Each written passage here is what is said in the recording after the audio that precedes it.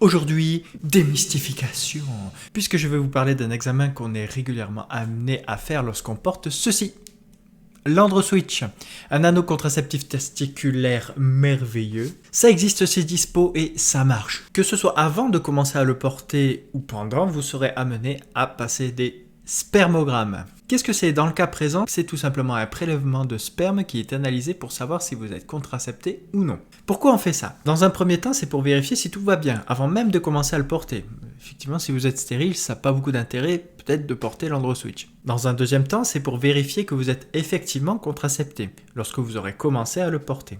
Et ça, faut le voir comme un avantage. C'est une garantie que ne vérifient pas nécessairement d'autres méthodes contraceptives. Avec l'Androswitch, la méthode est régulièrement sanctionnée. Vous savez concrètement si ça marche ou pas, c'est rassurant. À quelle fréquence? C'est une fois par mois pendant les 3 premiers mois, donc quand vous démarrez le protocole, et ensuite c'est une fois tous les 3 mois, c'est ce qui est recommandé. Mais après, si vous respectez bien le protocole, c'est-à-dire 15 heures de port par jour, vous pouvez vous permettre d'espacer un peu plus si vous voyez que les résultats sont bons. Ça se fait où? Dans un laboratoire de biologie médicale, mais attention, pas tous. À ce sujet, le site Thorem, qui promeut l'Androswitch, comporte une carte interactive de tous les labos de France qui font des spermogrammes. C'est très utile pour en trouver. Alors, comment ça se passe concrètement? Ça peut être un peu angoissant quand on n'en a jamais fait, alors exclusivement pour vous, je suis allé filmer comment ça se passe. Je garantis pas que c'est exactement comme ça partout, mais j'imagine que ça va être très semblable. En gros, c'est comme une prise de sang. Vous allez à l'accueil, vous donnez les papiers, puis on vous guide vers une salle de prélèvement. Dans le labo où je vais, c'est une aile un peu à l'écart derrière une porte sécurisée. Donc c'est vraiment à l'écart. Le personnel vient à votre rencontre et vous pose quelques questions. C'est souvent rigolo car ce sont des questionnaires qui sont calibrés pour les problèmes de fertilité alors que vous venez un peu pour le contraire.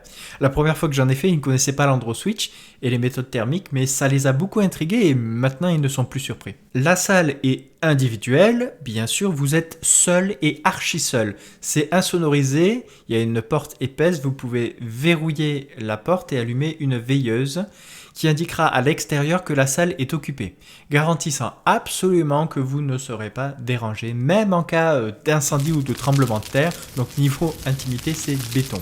Ensuite, on se lave soigneusement les mains puis la verge avec eau et savon et on utilise des compresses stérilisées.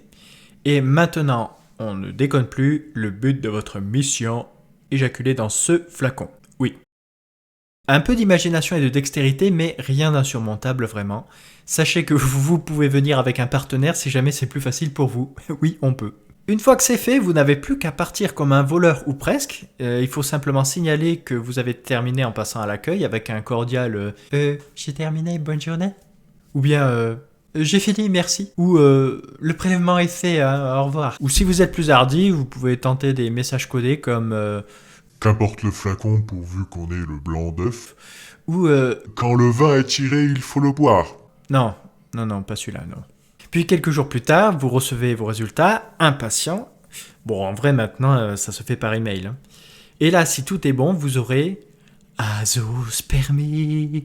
Félicitations du jury, c'est un 20 sur 20 ou plutôt un 0 sur 20 puisque aucun spermatozoïde n'a été détecté. Bravo! Pour info, l'OMS fixe le seuil contraceptif à moins de 1 million de spermatozoïdes par millilitre. Voilà, c'était tout. N'hésitez pas à partager cette vidéo aux gens qui seraient angoissés ou rebutés par le fait de devoir passer ce genre d'examen. Moi, je voulais simplement montrer que c'était pas grand-chose. Il faut aussi le remettre en perspective aux examens qu'occasionnent les autres méthodes contraceptives, comme par exemple la pose d'un stérilet chez un gynécologue ou même un simple frottis. Là, on nous demande d'avoir un orgasme tout seul dans son coin, dans un flacon, je me dis, il y a pire. N'hésitez pas à partager vos questions ci-dessous, vos témoignages aussi, ça nous intéresse, Gougou et Caca. Et il ne me reste plus qu'à vous dire, j'ai terminé, bonne journée.